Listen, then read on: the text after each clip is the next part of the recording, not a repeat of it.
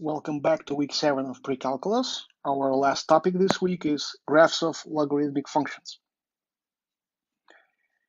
So we talked about logarithmic functions last time, and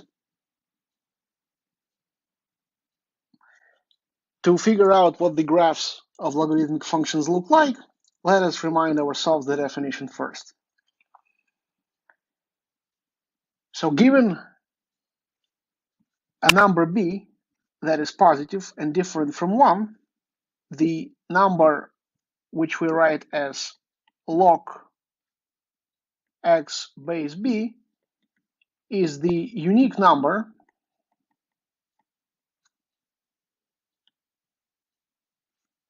positive, negative, or 0 to which this base b needs to be raised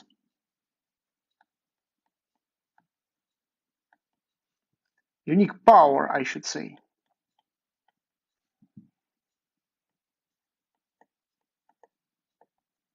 to result in x. In other words, the logarithmic function is inverse to the exponential function, and therefore b to the power logarithm x base b is x for any x positive, and logarithm base b of b to the power x is x for any x real number. Domain of the logarithmic function is the entire set of positive numbers, and the image of the logarithmic function is automatically the domain of the exponential function, which is the entire real line. So in fact, we know a great deal about logarithmic functions already, simply from the fact that they are inverse to exponential functions, and it's time to look at the graphs of these functions. Let's start with the function logarithm x base 2. It is inverse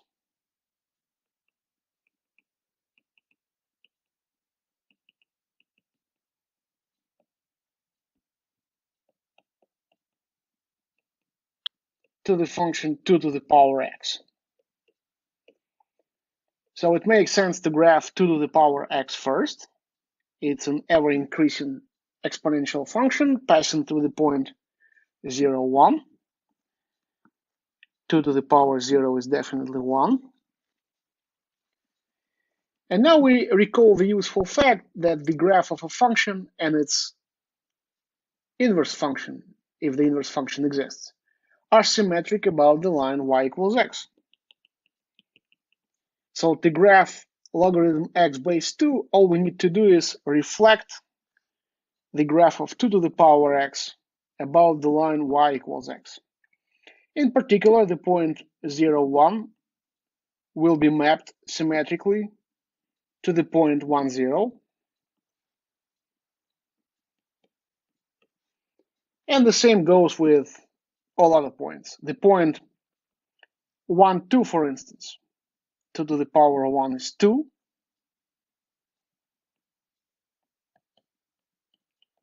Will be likewise mapped to the point 2, 1.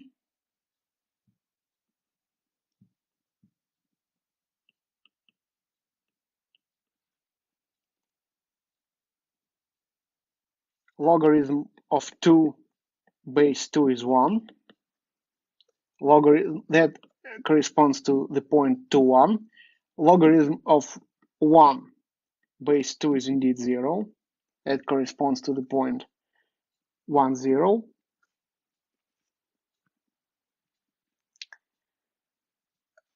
The graph of 2 to the power x passes through the point 2, 4.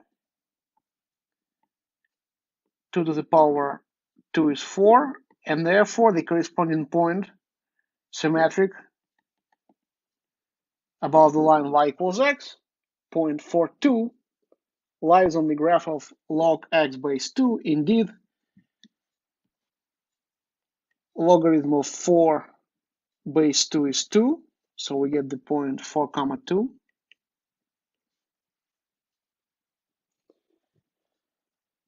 The graph of 2 to the power x passes to the point negative 1/2, negative 1/1/2. That is because 2 to the power negative 1 equals 1/2.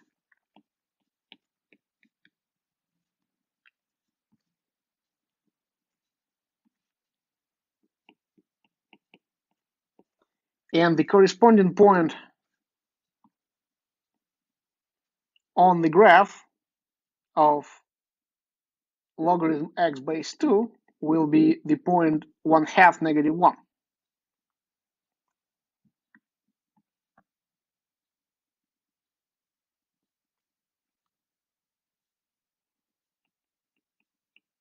And indeed, logarithm of 1/2 base 2 is negative 1. That is because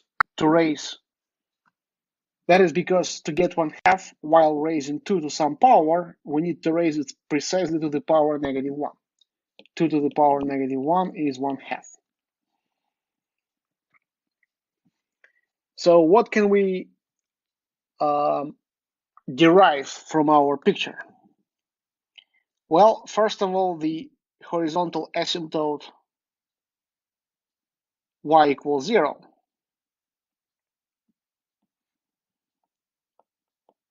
Upon reflection about the line y equals x, becomes the vertical asymptote x equals 0.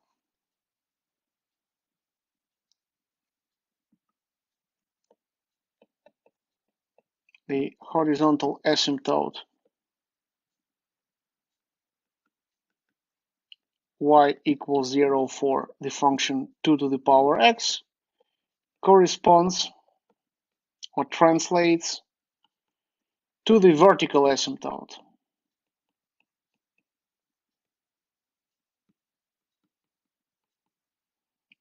x equals 0 for the function log x base 2.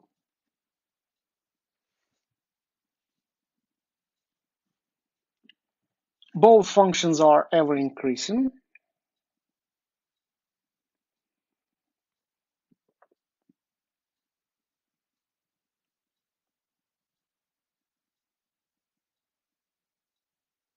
The function 2 to the power x has no x-intercept, and therefore the function log x base 2 will not have any y-intercept. 2 to the power x passes through the point 0, 1. That's the y-intercept. Correspondingly, log x base 2 has x-intercept at the point 1.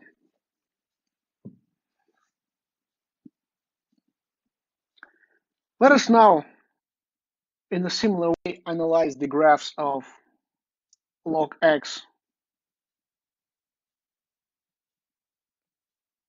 base 1/2 and its inverse 1/2 to the power x.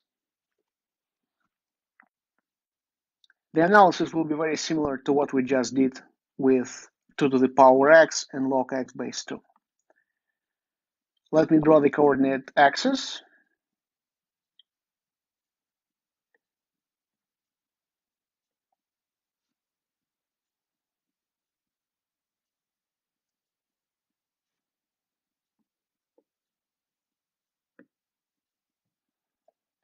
One-half to the power x is an ever decreasing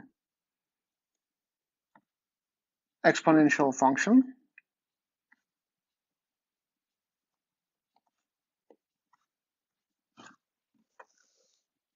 Passing through the point 0, 1.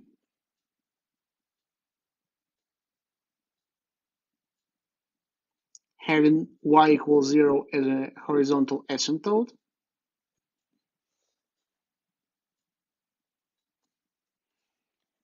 This is the graph that I will be reflecting about the line y equals x. So let me draw that line, y equals x. It's a line bisecting the first and the third quadrants.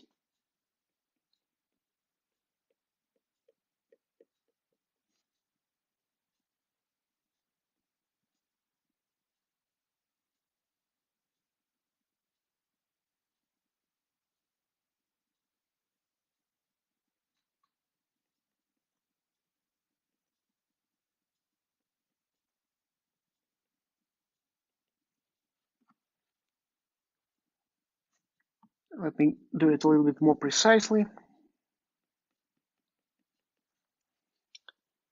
Note that the line intersects with the graph of 2 to the power x.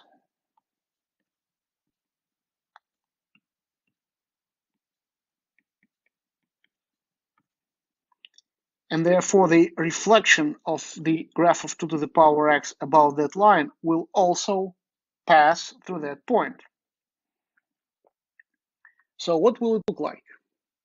Well, it's easy if you view the graph of 2 to the power x as consisting of two branches. One to the left of the point of intersection, or rather one to the left of the point 0, 1, and one to the right of that point. The point 0, 1 corresponds to the point 1, 0, and the reflection will look roughly the following way.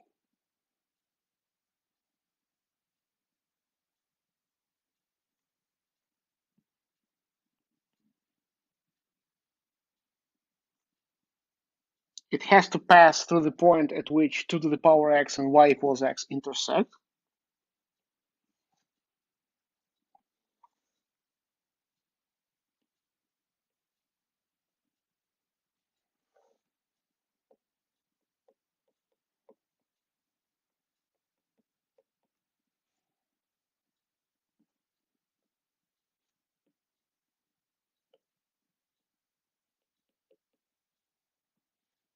And indeed, the blue curve and the red curve are symmetric about the line y equals x. You can take a point on the graph, on the blue graph, and find the corresponding point on the red graph.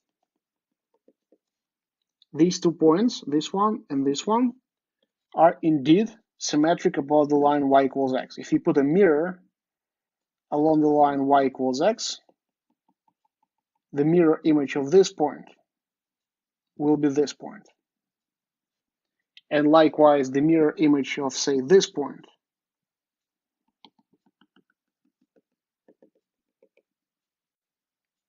will be a point on the blue graph.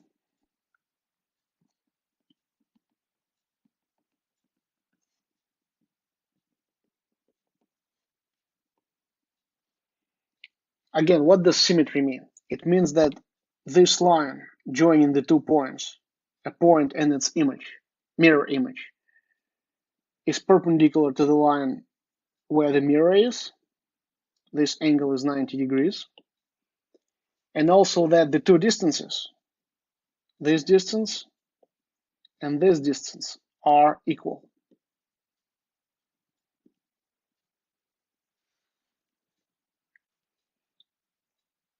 Note also that, again, we have for this logarithmic function a vertical asymptote at y equals 0. So again, our conclusion we had here can be copy-pasted, of course, with some changes.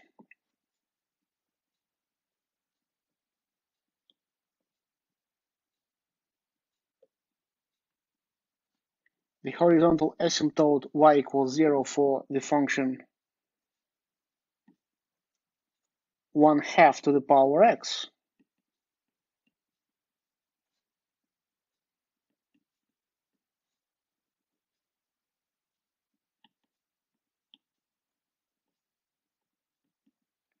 corresponds to the vertical asymptote x equals 0 for the function logarithm x base 1/2.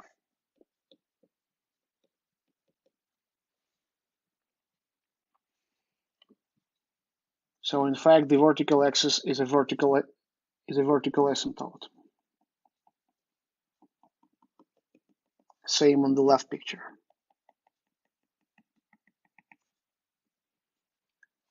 The blue graph passes through the point 1, 0.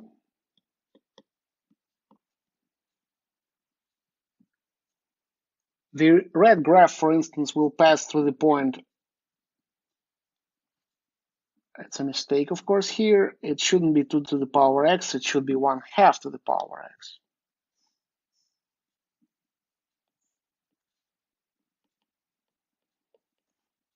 This graph will pass, for instance, through the point -1, 2. That is because 1/2 to the power -1 is 2. So I can show this point here, -1, 2. And accordingly, the point 2, -1 will belong to the blue graph.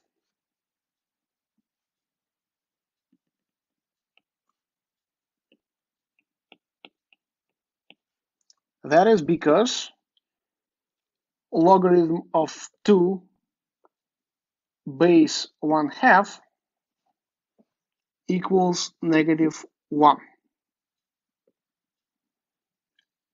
To get 2 while raising 1/2 to some power, you need the power -1.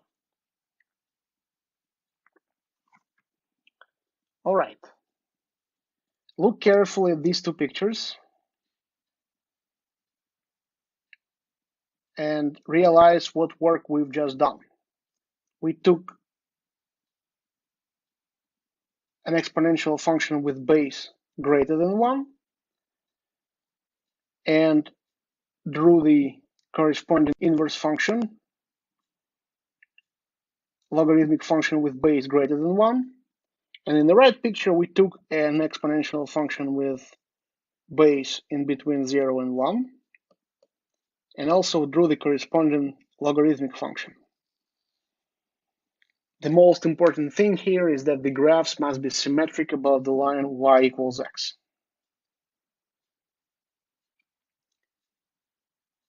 It would be nice, by the way, if you think about at what point all these three functions intersect. I'd like to pose this as a question.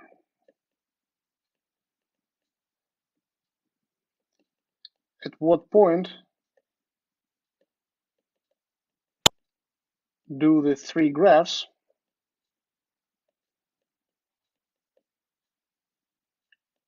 that of the function 1/2 to the power x, that of the function y equals x, and that of the function log x base 1/2 intersect?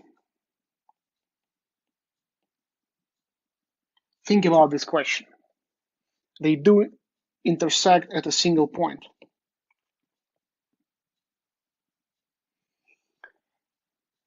Meanwhile, we summarize in a theorem all these findings about the graphs of logarithmic functions. So they come of two types, either with base greater than 1 or with base between 0 and 1, just like exponential functions. Those with base greater than 1 are increasing. Those with base between 0 and 1 are decreasing. Either type has the vertical axis as a vertical asymptote. We had this in these two examples. Regardless of b,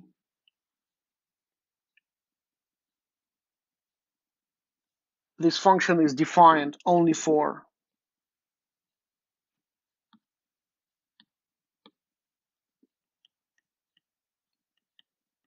the set of positive real numbers. This function is always injective, again, regardless of b, either monotone increasing or monotone decreasing. The image is the entire real line, either way. The intercept is always at the x-intercept is at the point 1, 0. That is because log b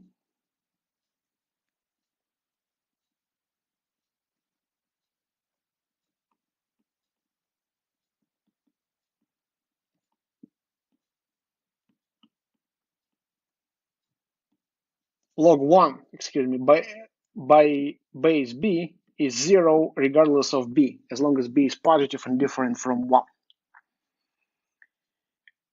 So the point 1, 0 is the point of x-intercept. Another point of interest is the point b comma 1, because log b base b is of course 1, since b to the power 1 is b. The graph will pass through the point b comma 1. If b is positive, if b is greater than 1, that point is to the right of the point 1, 0. And if b is between 0 and 1, the point b comma 1 is to the left, the point 1, 0.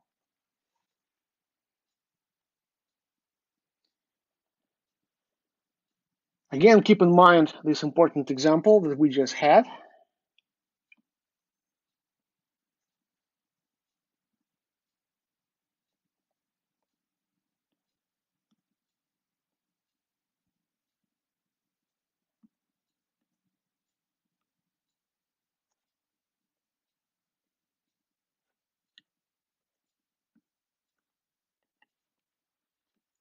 Log x base 2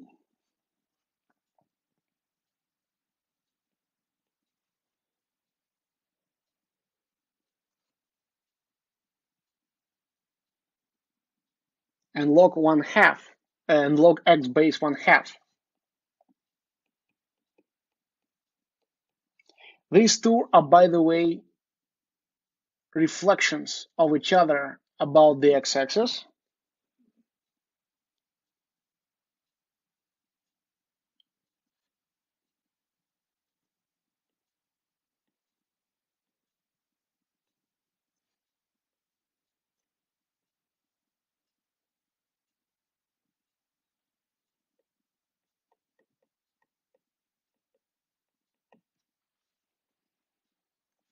We will discuss this later when we get to properties of logarithmic functions, that in fact logarithm x base 1/2 is exactly negative logarithm x base 2. So placing the minus in front of a function corresponds to the reflection about the x-axis. So the two functions are indeed reflections of each other about the x-axis, or in other words, their graphs are symmetric about the x-axis.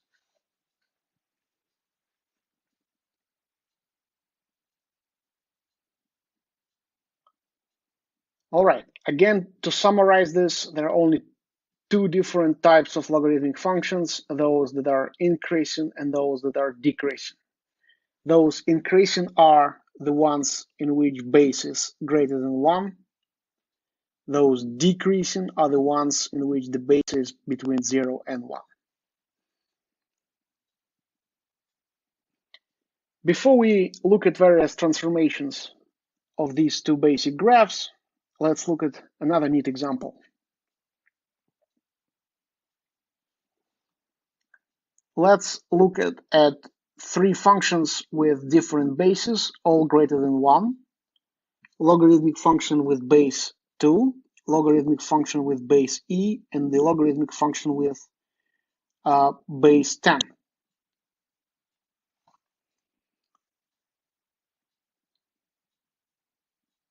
It's interesting to see, or interesting to think about the mutual relationship between these two. Why, for instance, for x greater than 1,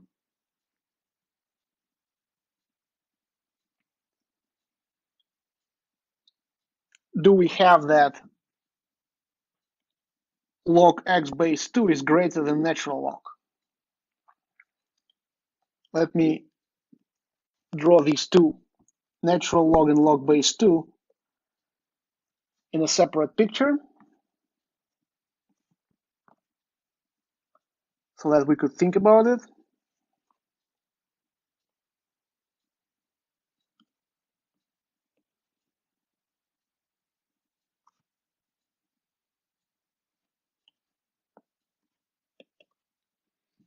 So let's say log x base 2 will be in red,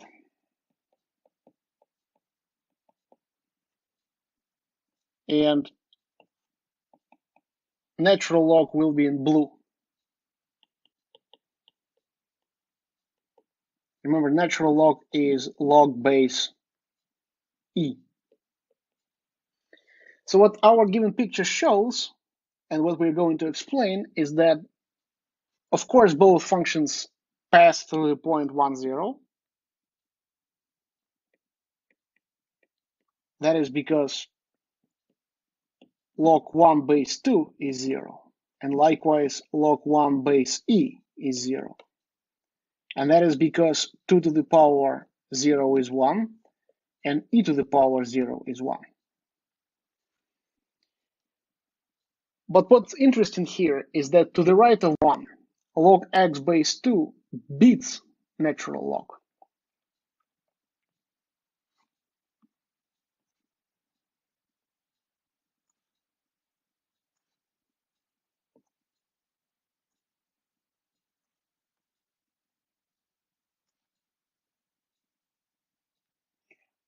But to the left of that point 1, 0, vice versa, natural log beats log x base 2.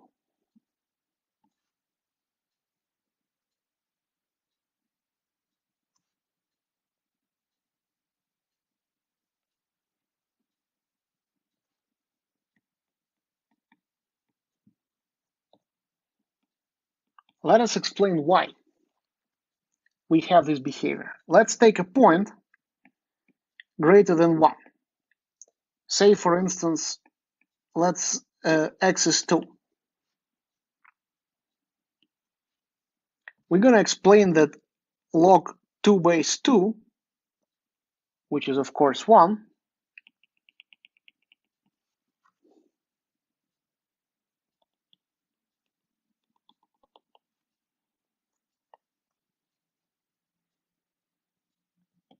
log x base 2 when x is 2 is log 2 base 2 is 1, and this other value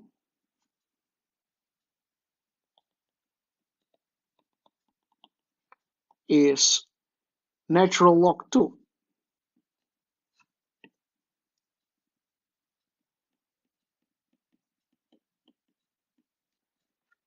So the question is natural log 2 greater than 1 or less than 1?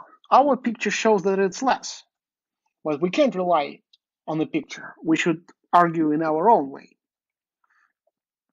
Why is the picture the way it is? Why is natural log 2 less than 1? Recall the definition of logarithm. Natural log of 2 is the power to which e needs to be raised to get 2. Well, when you raise e to the power 1, you get e, and e being 2.71828 is definitely greater than 2. So when I'm thinking about what power I should raise e to get the number 2, definitely that power has to be less than 1. Because if I raise to the power 1, I already exceed 2. So to get to exactly 2, that power to which I need to raise e has to be less than 1. But that power to which e needs to be raised to get 2 is exactly natural log 2, by definition of natural log. So indeed, natural log 2 is less than 1.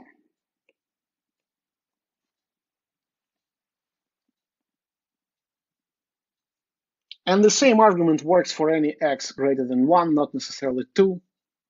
So we get that when x is greater than 1, logarithm x base 2 is greater than natural log x. The one function whose base is less is greater.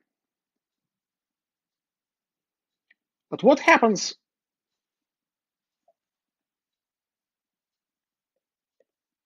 if I take a point between 0 and 1? say for instance 1/2. If I were to take 1/2, the corresponding value on the red graph would be, of course, -1. That is because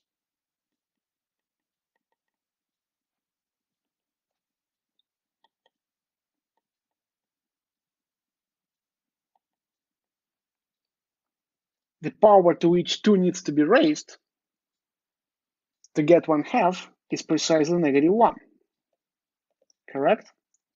2 to the power -1 is 1/2.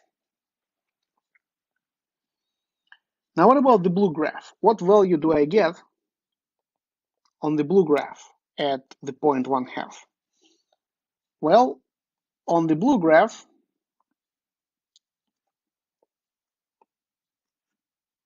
I get exactly natural log of 1/2, some negative number. And our picture shows that this number is greater than -1.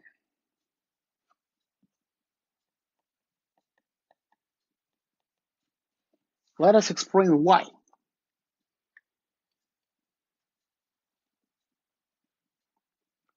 Well, if I raise e to the power -1, that will be 1 over e, and again, e is roughly 2.71828. Because this number is greater than 2 in the denominator, the whole fraction is less than 1/2.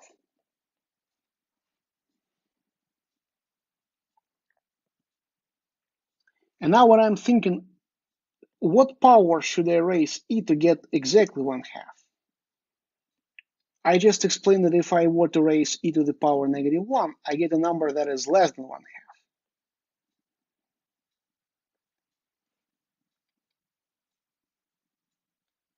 So to get to exactly 1/2, I should be raising to some power that is greater than -1/2.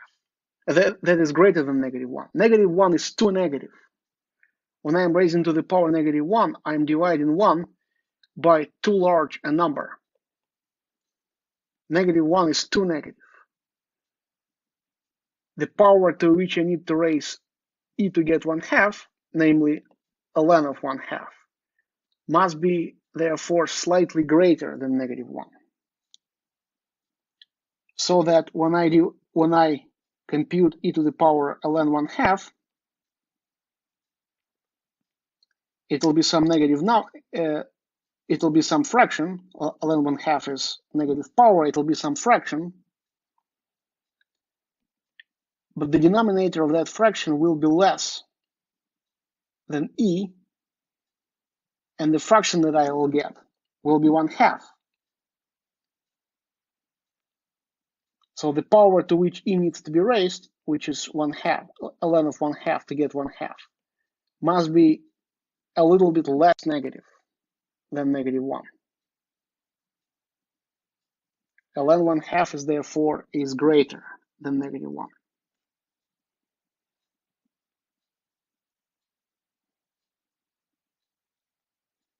That explains why to the left of the point 1, 0, the blue graph, natural log, beats the red graph. In general, mathematically, what we see in these pictures can be written the following way. So whenever x is greater than 1, the function with the smallest base will be the largest. The function with the smallest base in our situation is the function with base 2.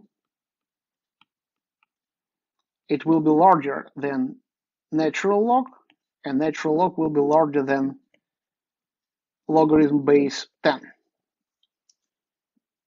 But whenever x is in between 0 and 1, we have the opposite situation. The function with the smallest base will be the lowest. So the logarithm with base 2 will be smaller than natural log, and natural log will be smaller than the logarithm base 10. And again, these two inequalities can be explained exactly the same way as we did here. We explained these two.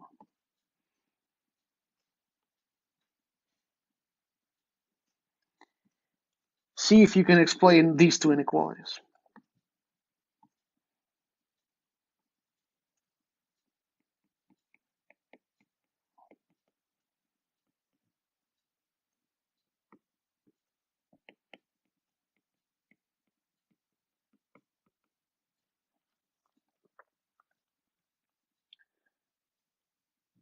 The analysis should be same as here. You take a point greater than 1 and model your argument on, say, x equals 2 to conclude that when x is greater than 1, log x base 2 is greater than natural log.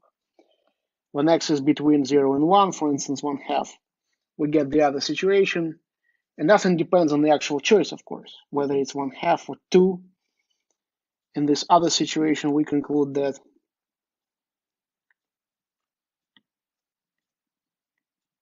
when x is between 0 and 1, log x base 2 is less than natural log.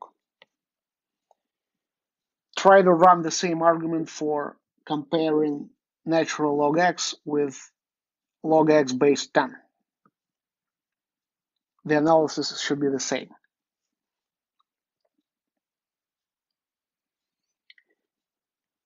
We now look at various transformations of the logarithmic function. Once again, recall that there are in principle two types of logarithmic functions. Base is greater than 1, our function is increasing, and base between 0 and 1, our function is decreasing. Horizontal shifts, they correspond to adding a constant to the argument and naturally shift horizontally the vertical asymptote, which is generally x equals 0, the y-axis. In this left picture, we start with the graph log x base b, for instance, when b is greater than 1. In this picture in particular, c is greater than 0, so we're going to be shifting our graph c units to the left, and of course that'll shift the vertical asymptote x equals 0 to the vertical asymptote x equals negative c.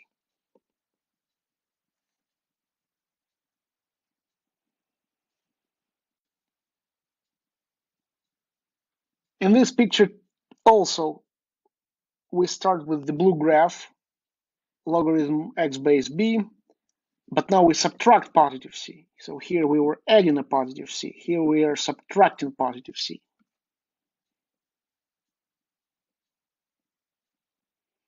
So that shifts the vertical asymptote x equals 0 to the right by c units and results in a vertical asymptote x equals c.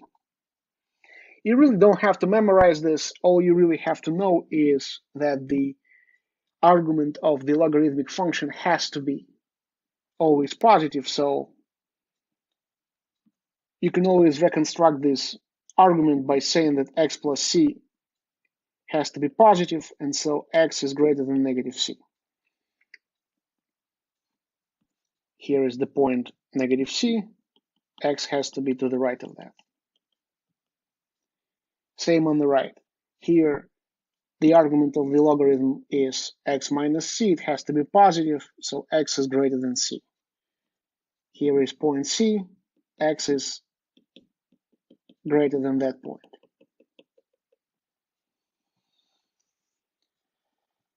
So these are shifts to the left or to the right. vertical asymptote is at -c. Domain is so that x plus c is positive. So x is greater than -c. Domain is from -c to infinity. Range is, as always, the entire real line. Horizontal shifts are easy.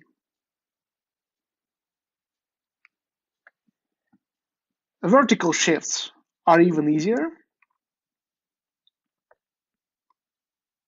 If you add a constant d to the graph of log x base b, you are simply shifting by d units upward if d is positive, and if you subtract a positive d, you are shifting by d units downward. This, of course, changes some things, but doesn't change some other things. For instance, that doesn't change the domain. The domain is still all the positive numbers. It doesn't change the range. The range is still the entire real line, but it does change the x-intercept. For example, here on the left picture, if we were to equate log x base b plus d to the power to 0 to see at what point x our graph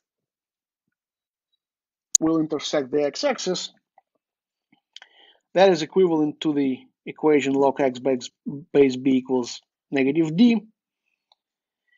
And then if we raise b to both sides, b to the power log x base b equals b to the power -d. On the left, by the definition of the logarithmic function, we simply get x.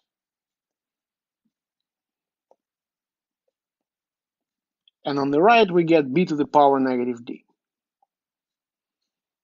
So our function will intersect the x-axis at a point whose x-coordinate is b to the power -d.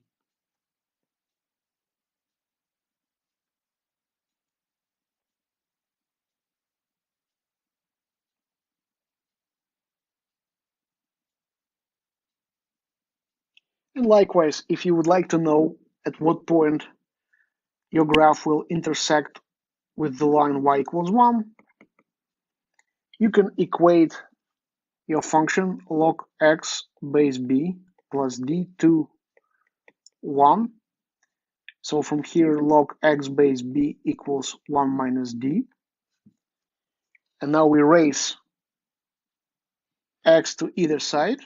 Excuse me, we raise b to either side.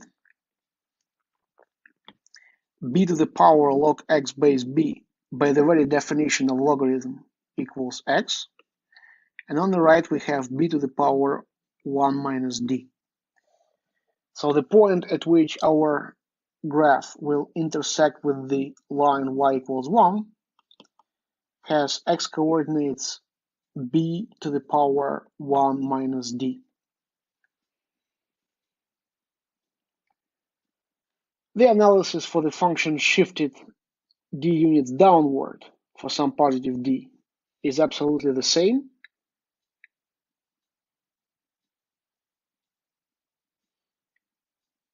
For instance, if I wanted to know what's interesting here is that when you shift upward, so d is positive,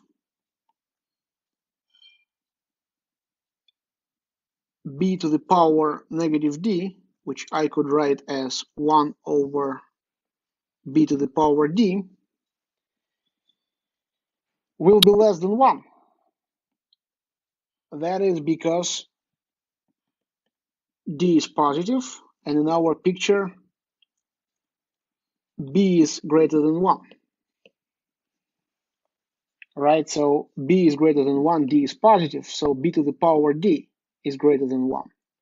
Therefore, 1 over b to the power d as 1 over something greater than 1 will be, of course, less than 1.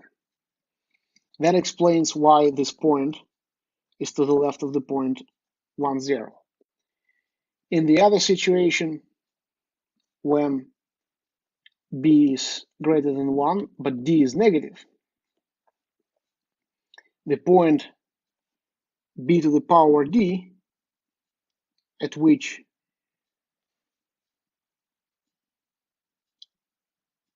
the new graph intersects the x-axis, b to the power d,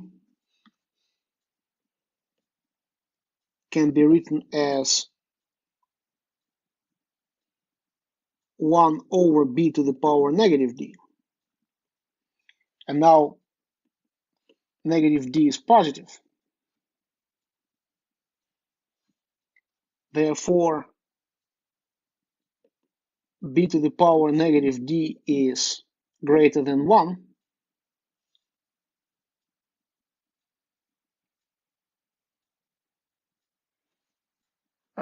Just a second here. Let me check the argument. So b is greater than 1 in this picture. Our function is increasing. D is positive. We're lowering down our function by d units. The y-intercept, the x-intercept, excuse me, is at the point b to the power d.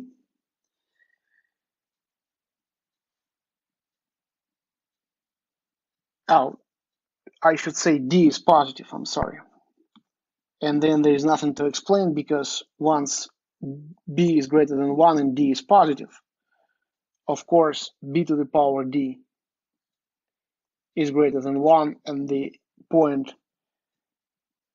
b to the power d comma 0 is of course to the right of the point 1, 0.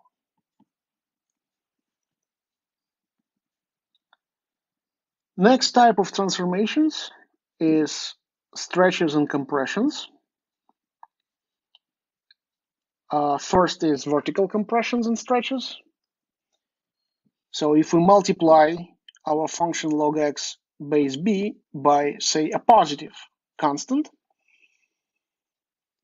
it means we are stretching by a factor of a if a is greater than 1, or compressing by a factor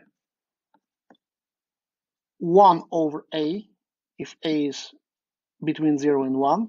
For instance, if a is 3, it means we are vertically stretching by a factor of 3. Likewise, if a is 1/3, you wouldn't say that you are stretching with a factor 1/3 or compressing with a factor 1/3. But it's more natural to say that you are compressing with a factor of 3. You're dividing all y coordinates by 3. The vertical asymptote still stays. The x-intercept still stays. Domain and range also stay. So again, in this situation here, a is greater than 1. You're simply multiplying every y coordinate on the graph by this factor a. The x-intercept stays. The point b comma 1 goes to the point b to the power 1a comma 1. Why is that? Well, that is because if you want to know where your graph a times log x base b intersects with the line y equals 1, you need to solve this equation for x. And from here, a being non-zero, it follows that log x base b equals 1 over a. And raising b to either side results in x being b to the power 1 over a. That is where this comes from.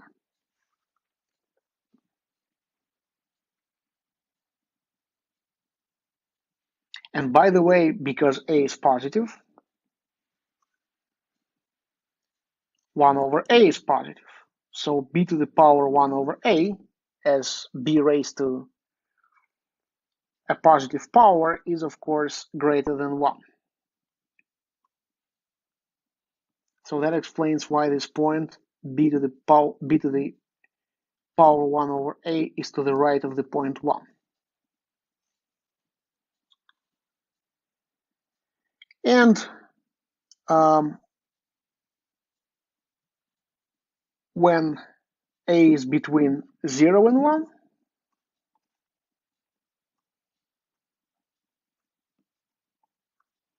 it's easier to think of this as compression. We have the blue curve, which we compress by dividing every y coordinate by 1 over a. For instance, if 1 over a, just a second. Oh, I'm sorry. This here is also 1 over a, so a is also here greater than 1. A is greater than 1, therefore 1 over a is between 0 and 1. So you can think of this as dividing every y coordinate by a factor of a. So this time the point b comma 1 is mapped to the point, under this transformation is mapped to the point b to the power a comma 1, which is again easy to understand. If you equate your function 1 over a log x to the power log x base b, equate this to 1.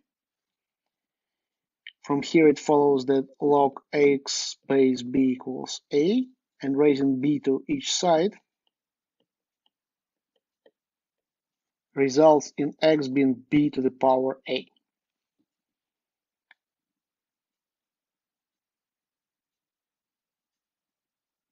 That is, of course, also greater than 1. In fact, that is even greater than b, which is greater than 1. So that is vertical stretches and compressions. Now what about reflections?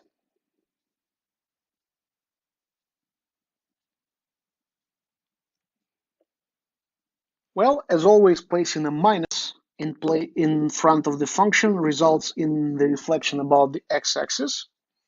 If this is our function log x base b, then negative log x base b will simply be the reflection about the x-axis. And by the way, as we will later discover, this is also the function log x base 1 over b. This transformation doesn't change the domain, doesn't change the vertical asymptote, doesn't change the range. What it does change is the monotonicity. Log x base b when b is positive, when b is greater than 1, is increasing. And of course, negative that function is decreasing.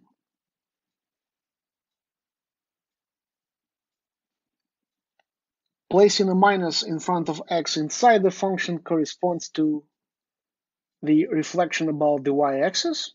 So if this is our function log x base b, again, in all these examples, b is greater than 1. Then placing a minus in front of x results in the reflection about the y-axis.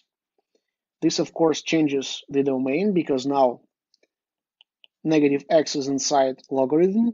It has to be positive, and therefore x has to be negative. The range stays the same, all real numbers. The domain changes from 0 infinity to negative infinity 0. Vertical asymptote stays the same. Monotonicity changes. Log x base b when b is greater than 1 is increasing. Log base b of negative x is decreasing.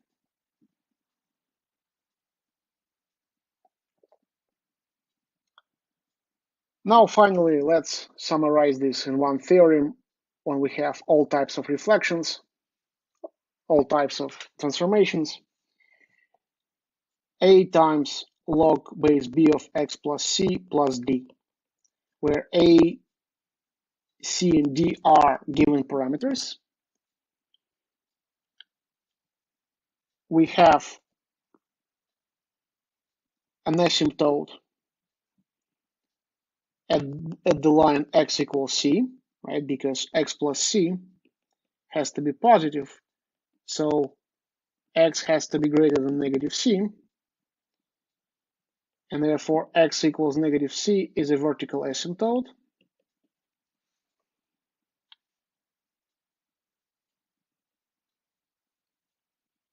So we should shift horizontally by not necessarily to the left. It's a little bit imprecise here. We should shift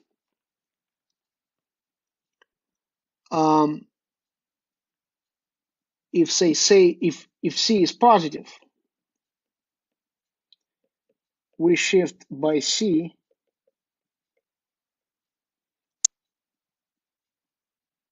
to the left. And if C is negative,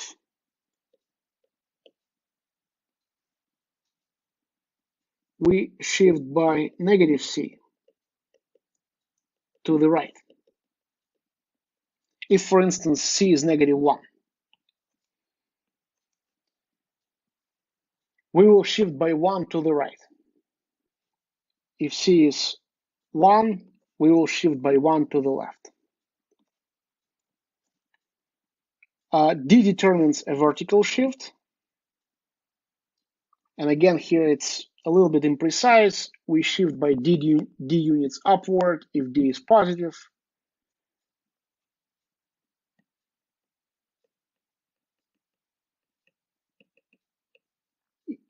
And by negative D units downward if D is negative. For instance, if D is 2, we shift 2 units by 2 units upward, and if D is negative 2, we shift by 2 units downward.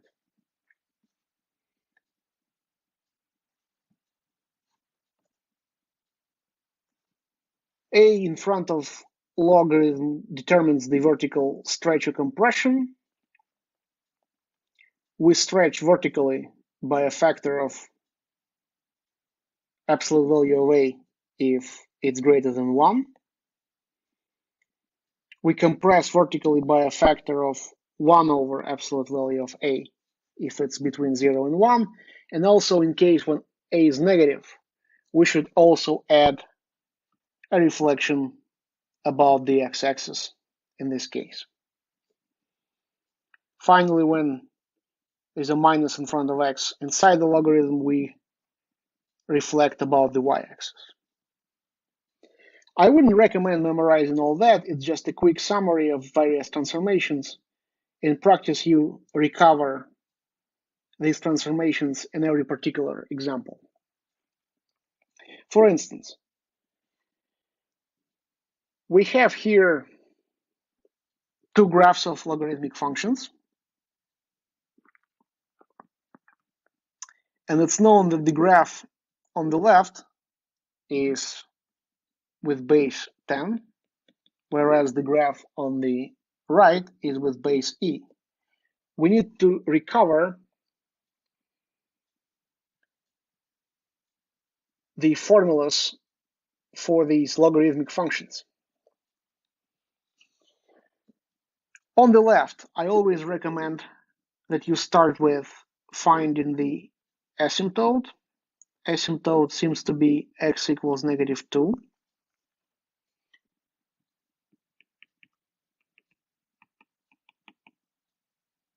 So that means that c equals 2. In the context of the previous theorem, this number c here equals 2. So we should look for our logarithmic function in the form 8 times logarithm base 10 of x plus 2 plus d. Indeed, when we look for it in this way, x plus 2 has to be positive. And so x to be greater than negative 2. And it does look like all the x's in the picture are to the right of negative 2. So we are in the right path. Now we need to identify some points on the graph and find A and D. For instance, it appears that the graph passes through the point -1, 1 and through the point 2, -1. From the fact that f at -1 is 1, we find that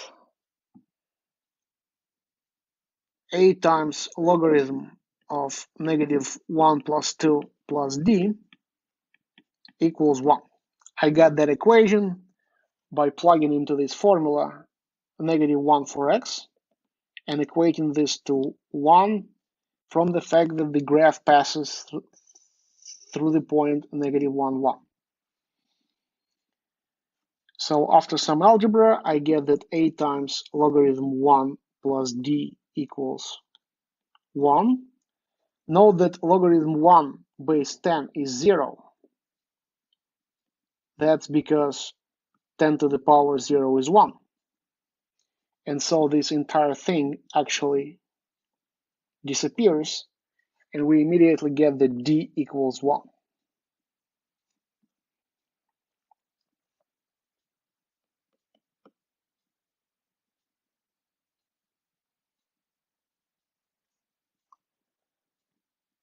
So now our function represents in the form a times log x plus 2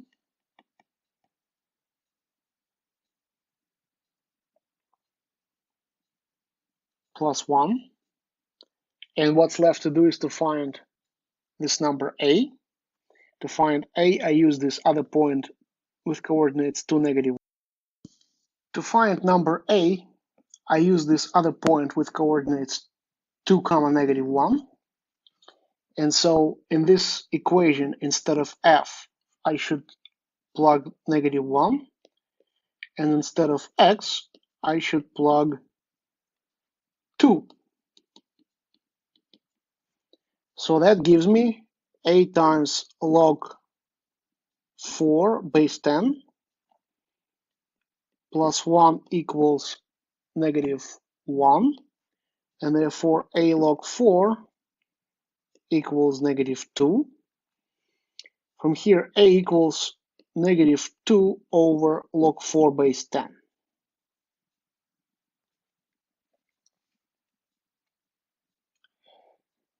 And now I'm ready to write my answer. The formula for this function f, whose graph I see above, is simply -2 over log 4 base 10, that is a, times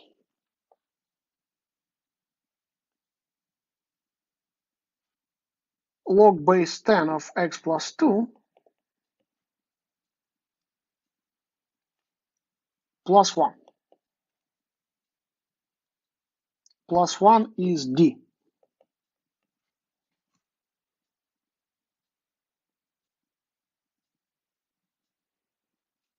You can check this answer on Desmos. It will indeed be this graph. Now we can do the same work for the graph on the right. It seems here that the vertical asymptote is -3.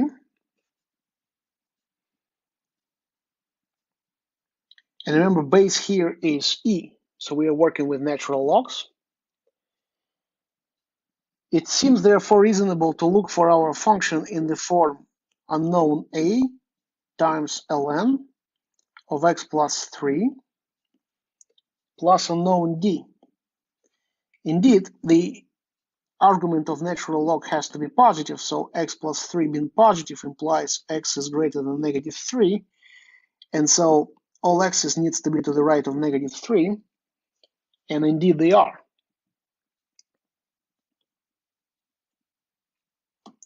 So to find the unknown numbers a and d, we may use the points -2, -1, that's one point, and also the point 4, 3. So if I use the information that f at -2 equals -1, that gives me that a times ln of -2 plus 3 plus d equals -1. X here is -2, y is -1.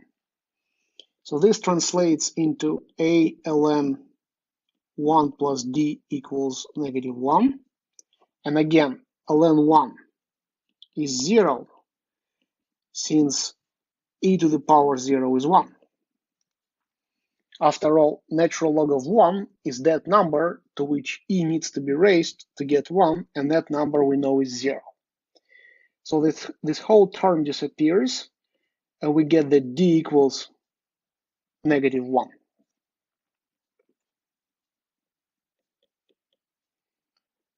So now our function is in the form a times ln x plus 3 minus 1. And to find the still unknown number a, we use this other point with coordinates 4, 3. So if I use this information that f at 4 equals 3, I get that a times ln of 4 plus 3 minus 1 equals 3. X here is 4, and y here is 3. That translates into a ln 7 minus 1 being 3. And so a ln 7 is 4. And therefore, a equals 4 over ln 7. So now I'm ready to write down my answer. This function is a, which is 4 over ln 7, times ln of x plus 3 minus 1.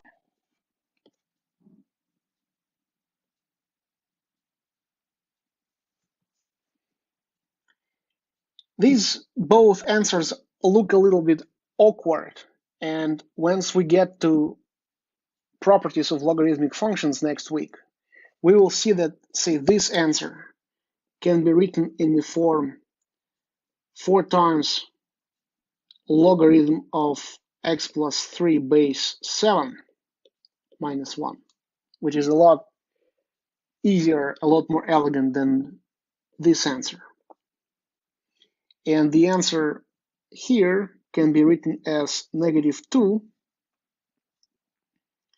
times logarithm base 4 of x plus 2 plus 1, which is also a lot more elegant. But for now, we are good with these answers. All right, this finishes this week, and next week we will talk more about exponential and logarithmic functions. Thank you.